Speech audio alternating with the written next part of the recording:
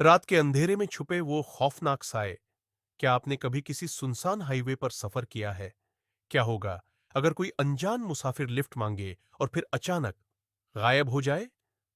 नमस्कार दोस्तों, स्वागत है आपका डार का मंजार में, जहां हम लेकर आते हैं आपको सबसे डरावनी, सिहरन पैदा करने वाली कहानियां।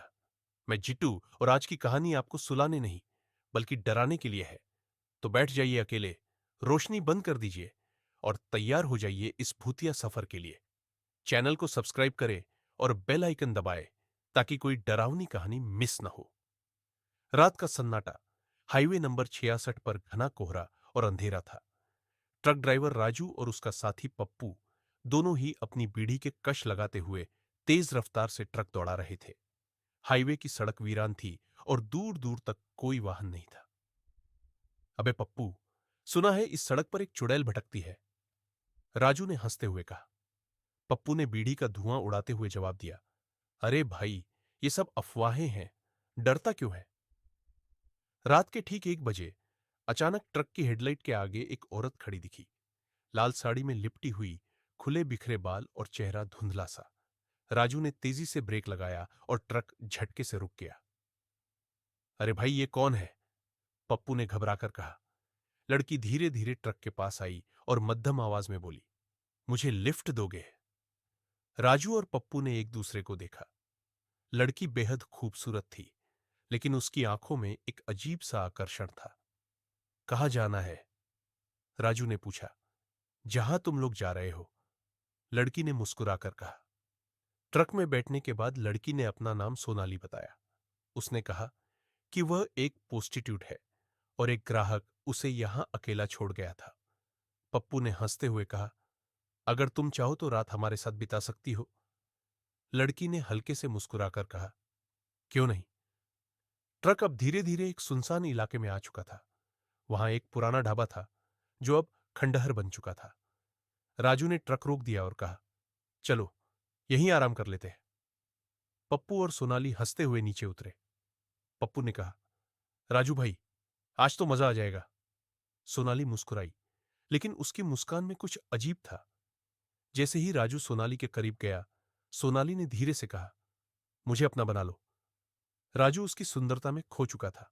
वह आगे बढ़ा और जैसे ही उसने सोनाली को छुआ, सोनाली के चेहरे पर अचानक एक खौफनाक बदलाव आया। उसकी आंखें काली और गड्ढों जैसी हो गई, होंठ फटने लगे और नाखून लंबे और नुकीले हो गए। अब तुम मेरी आत्मा के साथी बनोगे।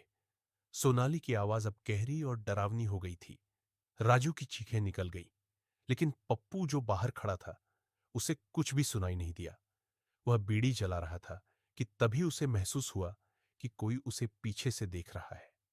जैसे ही उसने मुड़कर देखा, ट्रक के शीशे में उसे अपनी ही परछाई में एक और परछाई नजर आई, बिल्कुल सोनाली जैसी, लेकिन उसके लंबे नुकीले दांत और खून से सनी आंखें दिख रही थी। पप्पू डर के मारे भागने लगा, लेकिन उसकी टांगें जड़ हो चुकी थी। सोनाली अब हवा में उड़ते हुए उसकी ओर बढ़ रही थी। मुझे छोड़ दो, पप्पू चीखा। सोनाली हंसते हुए बोली, अब बहुत देर हो चुकी है। जो इस हाईवे पर आता है वो जिंदा नहीं बचता। राजू अंदर फर्श पर गिरा हुआ था। उसका शरीर नीला पड़ चुका था और उसकी आंखें पूरी तरह सफेद हो गई थी। पप्पू ने देखा कि सोनाली अब हवा में मंडरा रही थी। उसके नाखूनों से खून टपक रहा था और उसकी जुबान बाहर लटक रही थी। तभी अचानक पप्पू को महसूस हुआ कि उसके पैरों के नीचे की जमीन हिलने लगी है। उसने देखा कि उसके पैरों से खून निकल रहा था, मानो जमीन के नीचे से कोई उसे खींच रहा हो। उसने चिल्लाने की कोशिश की, लेकिन सोनाली ने उसके मुंह पर हाथ रख दिया और धीरे से फुसफुसाई, अब तुम भी हमारे जैसे बन जाओगे। अगले ही पल उसकी आंखों से आंसू छलक पड़े और फिर सन्नाटा। अगली सुबह जब पुलिस वहां पहुंची तो उन्हें ट्रक खाली मिला। राजू और पप्पू की लाशें ट्रक के पीछे पड़ी थी। उनके शरीर पर गहरे नाखूनों के निशान थे और उनकी आंखें सफेद हो चुकी थीं, जैसे वे किसी अनजाने डर से मर गए हों। लोग कहते हैं, जो भी इस हाईवे पर रात को गुजरता है, उसे एक खूबसूरत लड़की लिफ्ट मांगते हुए दिखती है, लेकिन अगर कोई उसे ट्रक में बैठा ले तो फिर वह कभी सुबह नहीं देख पाता।